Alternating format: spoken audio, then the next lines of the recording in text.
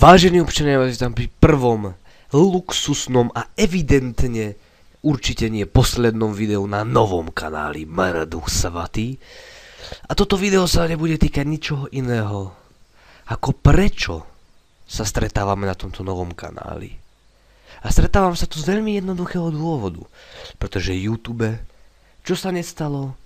No začali nové čistky. Vyčistila sa polka YouTube od neznámych a menej schopných youtuberov.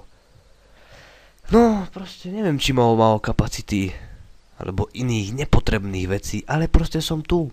Začínam od znova. A proste z neznámych dôvodov môj účet bol zrušený. Ja nehovorím, keby to boli gaming videá, ktoré by mi zablokovali. Ale oni ti zablokujú zarábanie na internete. Oni ti zablokujú hry na Steam zadarmo. Ale čo bol najväčší WTF moment, tých chcípnitých schéma 1. Oni ti zablokovali honenie. Ale že normálne ti zablokujú niečo, v čom nemáš absolútne žiadny song, absolútne žiadny obrazový záznam a jediné, čo tam je môj nádherný, krásny hlas. Ale to je asi úplne jedno v momentálnej situácii, pretože je to nový kanál.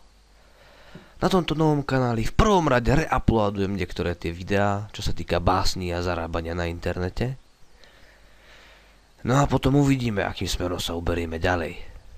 Ja vám ďakujem za pozornosť a lúči sa s vami Mrduch Svatý.